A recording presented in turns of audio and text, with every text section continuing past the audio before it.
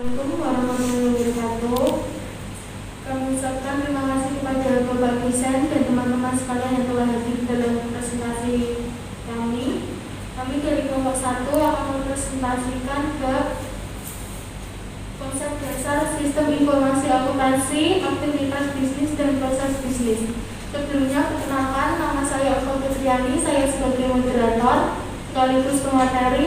Yang kedua, rekan saya Aini Rohmah, pemateri kedua. Saya Novita sebagai pemateri ketiga. Najia Febriani Sari sebagai pemateri keempat. Rahina Febrianti sebagai pemateri kelima. Konsep dasar sistem informasi yang akan disampaikan oleh kita. Kita silakan. Konsep dasar sistem informasi. Sistem adalah kumpulan komponen apapun, baik fisik maupun non-fisik, yang saling berhubungan satu sama lain untuk mencapai tujuan tertentu. Fisik adalah kondisi di mana tubuh memiliki kesanggupan dalam menyelesaikan pekerjaan fisik dengan menggunakan sistem dan kemampuan gerak. Dan non-fisik adalah kemampuan untuk menjalankan, mengendalikan, dan mengatur proses yang dilakukan oleh perangkat keras komputer. Informasi adalah hasil pengolahan data yang memberikan arti dan manfaat.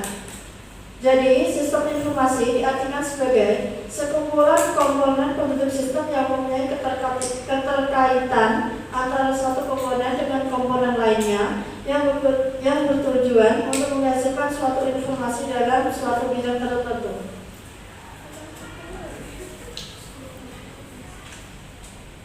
Komponen dasar sistem informasi ada 6. Yang pertama yaitu input, yang kedua yaitu proses, yang ketiga yaitu output, yang keempat yaitu teknologi, yang kelima basis data, dan yang terakhir yaitu kontrol pengendalian. Input adalah segala sesuatu yang masuk ke dalam suatu sistem. Input dapat berupa energi, manusia, data, modal, bahan baku, dan layanan lainnya. Proses yaitu perubahan dari input menjadi output. Proses ini dilakukan oleh mesin, orang, dan komputer. Yang ketiga, output. Output adalah hasil dari suatu proses yang merupakan tujuan dari keberadaan sistem. Output dapat berupa service, informasi dalam bentuk printout komputer, atau energi seperti output dari dinamo. Yang keempat, teknologi. Teknologi adalah alat atau perangkat keras yang digunakan untuk menjalankan sistem informasi. Contohnya adalah PC, laptop, smartphone, dan lain-lain.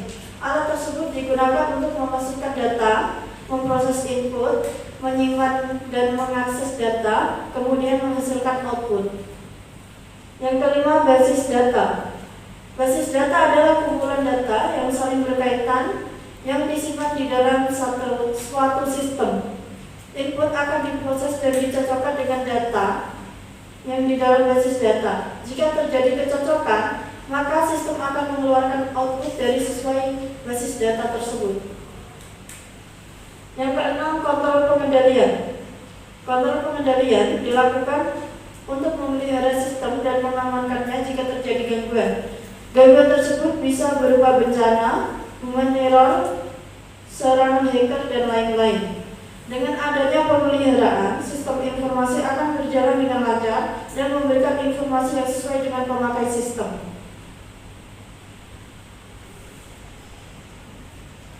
Ciri-ciri informasi yang berkualitas.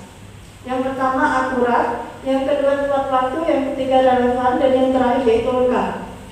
Akurat adalah di mana informasi mencerminkan keadaan sebenarnya. Yang kedua, tepat waktu. Tepat waktu adalah informasi harus tersedia atau sudah ada pada saat diperlukan. Yang ketiga yaitu relevan. Relevan yaitu informasi yang diberikan harus sesuai dengan kebutuhan baik individu maupun berbagai tingkatan bagian organisasi. Yang keempat, lengkap. Informasi yang diberikan harus secara lengkap dan rinci. Konsep dasar akuntansi. Konsep dasar akuntansi adalah hal-hal dasar yang membangun informasi akuntansi. Konsep dasar akuntansi sangat dibutuhkan untuk mempelajari bagaimana pengolahan data keuangan dalam organisasi atau perusahaan. Dengan konsep dasar tersebut, pengolahan data keuangan bisa dijamin dengan baik.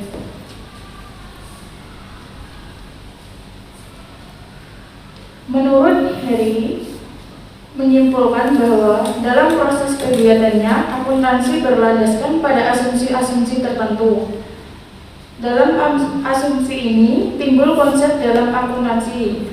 Konsep-konsep akuntansi adalah sebagai berikut. 1.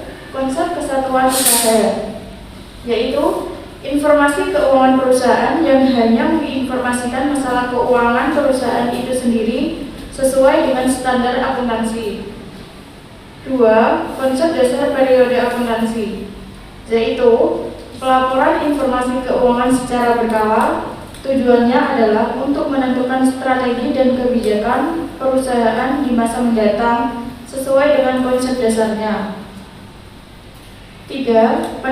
Penetapan beban dan pendapatan, yaitu perhitungan laba rugi yang dilaporkan menggambarkan keadaan yang sebenarnya dalam jangka waktu tertentu atau periode tertentu.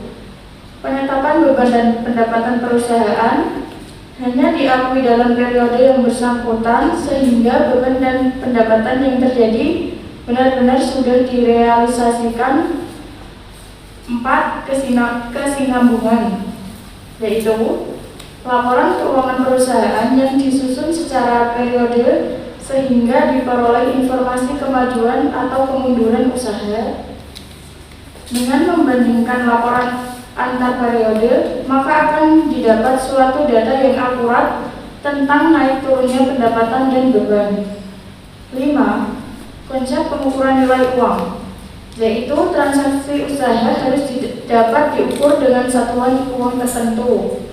Demikian juga dengan harta, utang, dan modal yang terdapat dalam perusahaan. 6. Harga perolehan, yaitu jumlah uang yang dikeluarkan untuk mendapatkan sebuah barang atau jasa dalam pertukaran. 7. Cash basis atau dasar kas, yaitu transaksi ekonomi diakui pada saat terjadinya pembayaran atau penerimaan kas dan dicatat dalam buku akuntansi serta dilaporkan dalam laporan keuangan. 8. Accrual basis atau dasar accrual, yaitu suatu peristiwa usaha langsung diamati dan dikaitkan dengan waktu terjadinya peristiwa. Bidang akuntansi. Bidang akuntansi merupakan bidang yang mengkhususkan di dalam proses pencatatan transaksi hingga penyajian dalam bentuk laporan keuangan. Bidang akuntansi bidang yang menghasilkan informasi dalam rangka perencanaan, pengendalian, dan pengambilan keputusan. Adapun bidang-bidang akuntansi, yang pertama akuntansi keuangan. Bidang akuntansi keuangan ini berkaitan langsung dengan pencatatan dan pelaporan keuangan dalam suatu perusahaan. Yang kedua, akuntansi manajemen. Bidang akuntansi manajemen ini berfokus untuk membantu pihak manajemen dalam membuat keputusan dalam suatu data. Bidang manajemen ini fokus pada kegiatan membangun manajerial. Yang ketiga, akuntansi biaya. Di dalam perusahaan industri memerlukan analisis biaya, yang mana akuntansi biaya ini akan fokus pada pengendalian biaya dan di perusahaan industri. Bidang akuntansi ini berfokus pada analisis pengendalian biaya di suatu perusahaan. Yang keempat, akuntansi pemeriksaan atau auditing. Bidang akuntansi yang berfokus pada audit laporan keuangan dalam suatu perusahaan. Yang kelima, akuntansi perpajakan. Bidang akuntansi ini berfokus kepada pencatatan untuk kegiatan pajak.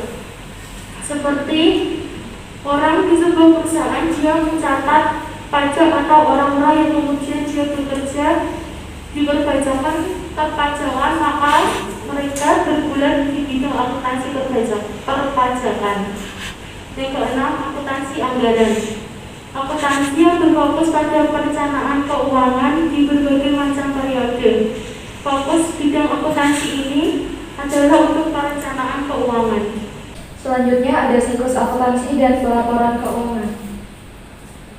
Nah, apa itu siklus akuntansi? Siklus akuntansi adalah proses pencatatan akuntansi dari seluruh transaksi atau aktivitas perusahaan, mulai dari transaksi awal yaitu penerimaan dan pengeluaran uang secara tunai atau kredit, pencatatan buku besar atau posting, menyusun neraca saldo, ayat jurnal penyesuaian, sampai dengan penyusunan laporan keuangan. Nah, siklus akuntansi terdiri dari dua bagian yang saling berkaitan, antara lain adalah yang pertama ada tahap pencatatan dan yang kedua adalah tahap pelaporan. Pertama yaitu tahap pencatatan terdiri dari melakukan transaksi atau aktivitas, yang kedua ada mencatat transaksi dalam jurnal, dan yang ketiga ada mengunggah bukukan atau posting transaksi ke dalam buku besar. Untuk penjelasan yang melakukan transaksi aktivitas itu adalah kita menganalisis dokumen aktivitas bisnis yang menjadi dasar untuk kita mencatat setiap transaksi yang ada. Yang kedua, mencatat transaksi itu ke dalam jurnal. Berdasarkan dokumen pendukung tersebut, transaksi dicatat dengan menggunakan ayat atau entry jurnal secara kronologis pada awal setiap transaksi. Dan yang ketiga ada memindah bukukan atau sering dikenal sebagai posting, adalah kita mengelompokkan dan mencatat jurnal tersebut pada akun-akun yang sesuai dengan buku besar atau general ledger, dan apabila diperlukan pada buku tambahan atau buku pembantu yaitu subsidiary ledger. Selanjutnya untuk penjelasan yang pelaporan yaitu menyiapkan neraca saldo. Neraca saldo berisi daftar setiap akun pada buku besar bersama saldo debit dan kreditnya. Tahap ini memungkinkan pengecekan umum atas keakuratan, pencatatan, dan pemindah bukuan. Selanjutnya yaitu mencatat jurnal penyesuaian. Sebelum laporan keuangan disiapkan, semua informasi relevan yang belum tercatat harus diidentifikasi dan dibuatkan penyesuaian yang tepat. Jurnal penyesuaian harus dicatat dan diposting sehingga akun-akun berada pada saldo yang sebenar-benarnya sebelum laporan keuangan disiapkan. Selanjutnya yaitu menyiapkan laporan keuangan. Laporan ini merupakan intisar hasil operasi dari aktivitas perusahaan dan menunjukkan posisi keuangan serta arus kas yang disiapkan berdasarkan informasi yang terdiri dari akun yang telah disajikan. Selanjutnya yaitu ada menutup akun nominal. Nah, saldo-saldo akun nominal atau akun sementara ditutup ke akun laba ditahan.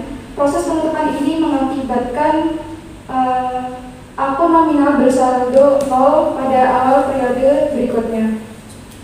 Yang terakhir yaitu menyiapkan neraca saldo setelah penutupan. Untuk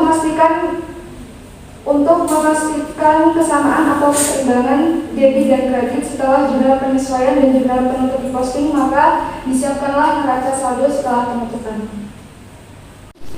Selanjutnya adalah konsep dasar sistem informasi akuntansi. Sistem informasi akuntansi adalah subsistem yang berhubungan dan saling bekerja sama antara transaksi yang berkaitan dengan masalah keuangan menjadi informasi keuangan. SIA sendiri memiliki 3 tujuan. Yang pertama, mendukung aktivitas perusahaan. Untuk perusahaan bisa eksis, maka perusahaan harus memiliki aktivitas bisnis seperti melakukan pembelian, melakukan penjualan, dan lainnya. Yang kedua, mendukung proses pengambilan keputusan. Untuk mengambil keputusan, maka diperlukan SIA, yaitu untuk memberi informasi bagi si yang membutuhkan bagi yang mengambil keputusan. Yang ketiga, membantu pengelola perusahaan dalam memenuhi tanggung jawabnya kepada pihak eksternal. Salah satu tanggung jawab perusahaan terhadap pihak eksternal yaitu memberi informasi kepada para pemegang saham atau stakeholders. Lalu ada peran sistem informasi akuntansi. Yang pertama, mengumpulkan dan memasukkan data ke dalam SIA. Dalam mengumpulkan data ada 2 cara. Yang pertama melalui formulir, yang kedua melalui terminal. Yang melalui formulir, langkah-langkahnya yang pertama mengisi data, lalu data tersebut akan menjadi dokumen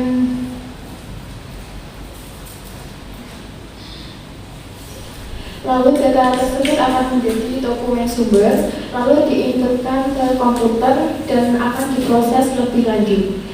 Yang kedua, melalui terminal. Yang pertama, melalui terminal di dalam perusahaan dan secara online melalui komputer. Yang kedua, melalui terminal di luar perusahaan dan dihubungkan dengan perusahaan melalui telepon atau visa. Yang ketiga, melalui terminal di luar perusahaan dan dihubungkan ke perusahaan melalui internet seperti e-commerce, Shopee, Lazada, Tokopedia, dan lainnya. Lalu langkah yang kedua yaitu mengolah data transaksi. Yang ketiga, menyimpan data untuk tujuan di masa depan. Yang keempat, memberi informasi yang diperlukan manajemen. Yang kelima, mengontrol semua proses yang terjadi untuk mengamankan data agar informasi tersebut akurat dan tepat. Lalu ada 6 komponen SIA. Yang pertama ada hardware, yaitu perangkat keras untuk menginput, memproses, dan mengoutput data. Lalu yang kedua ada software, yaitu perangkat lunak. Perangkat lunak ini digunakan untuk siklus penerimaan, pengeluaran, siklus penerimaan dan pengeluaran kas. Lalu ada juga software untuk laporan keuangan. Yang ketiga ada brainware, yaitu pengguna, bisa saja manajer, analis, lalu juga ada programmer dan pengguna lainnya.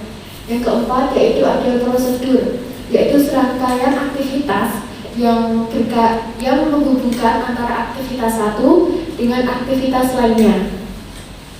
Yang kelima ada database. Kalau dalam lingkup komputer, database itu data-data yang ada di dalam komputer.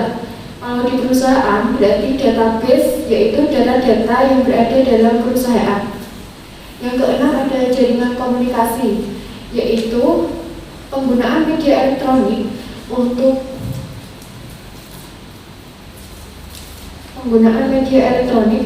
memindahkan data dari satu lokasi ke lokasi lain. Pengetahuan yang berkaitan dengan sistem informasi akuntansi yaitu ada teknologi, database, pelaporan, pengendalian, operasi bisnis, pengolahan transaksi, pengambilan keputusan manajemen, membangun dan mengoperasikan sistem, serta prinsip akuntansi dan auditing. Pengetahuan sistem informasi akuntansi ini bisa menjadi kata kunci yang berkaitan dengan sistem informasi akuntansi. Selanjutnya ada aktivitas bisnis dan proses bisnis. Aktivitas bisnis yaitu aktivitas atau kegiatan yang terjadi di dalam bisnis yang meliputi pembelian, pemrosesan, penyimpanan, penjualan, dan juga penjualan. Lalu di dalam aktivitas bisnis itu terdapat siklus. Yang pertama investasi modal, yaitu jika ada pihak yang menginvestasikan modal, lalu ada pengadaan. Dengan pengadaan, maksud dari pengadaan itu yaitu adanya bahan baku dan bahan pendukung. Lalu ada juga konversi, yaitu pengubahan bahan baku menjadi barang atau jasa. Lalu ada penjualan. Penjualan ini kalau menghasilkan laba, nanti modalnya dapat diinvestasikan kembali. Siklus ini terjadi berulang-ulang dalam bisnis. Selanjutnya yaitu proses bisnis. Apa sih itu proses bisnis? Proses bisnis merupakan suatu rangkaian kegiatan atau aktivitas yang dilakukan oleh perusahaan yang pada intinya meliputi pembelian dan penjualan untuk perusahaan dagang atau pembelian produksi dan penjualan untuk perusahaan industri barang dan jasa. Nah, di dalam proses bisnis ada 3 tipe bisnis. Yang pertama yaitu proses manajemen. Proses manajemen atau manajemen proses yaitu proses tata kelola sistem informasi yang mempengaruhi gaya manajemen dalam proses bisnis. Tipe proses ini meliputi tata kelola korporasi dan manajemen strategi. Yang kedua ada proses operasi atau operational proses. Proses yang menggambarkan inti bisnis dan menciptakan arus arus nilai utama. Tipe proses ini seperti proses pembelian, manufaktur, pemasaran, dan juga penjualan. Yang ketiga ada proses pendukung. Proses ini juga mendukung proses inti bisnis, misalnya seperti proses akuntansi, keuangan, personalia, rekrutmen, informasi teknologi, dan juga pendukung teknis lainnya. Bisnis harus dianalisa dan disusun sedemikian rupa untuk menghasilkan hasil yang maksimal bagi perusahaan ke depannya. Namun, terkadang ada beberapa kendala dan hambatan dalam penganalisaan dan penyusunan proses bisnis. Manajemen perubahan organisasi membutuhkan dedikasi, kejelasan visi, dan kesabaran agar menjadi efektif. Sementara setiap organisasi akan menghadapi serangkaian tantangan yang berbeda ketika melakukan inisiatif manajemen proses bisnis atau BPM. Tantangan tersebut bisa dibedakan menjadi kendala internal dan kendala eksternal. Nah, kendala internal itu sendiri terdiri dari kurangnya komitmen kepemimpinan, karyawan yang tidak terlibat, dan juga kompleksitas dan variabilitas proses, dan juga ada tak adanya kerangka peningkatan proses, juga organisasi yang rigid. Dan satu lagi yaitu partner dan implementer yang tidak kompeten. Sedangkan kendala eksternal terdiri dari platform BPM yang tidak fleksibel. Platform BPM harus memiliki fleksibilitas untuk memisahkan UI engine, proses engine, dan database engine. Hal ini memungkinkan fleksibilitas dan perubahan yang diperlukan untuk mengakomodasi proses unik di negara berkembang seperti Indonesia. Kami pamit undur diri, mohon maaf apabila ada kekurangan atau kesalahan dalam penyampaian materi. Kami mohon maaf dan terima kasih sebanyak-banyaknya. Wassalamualaikum.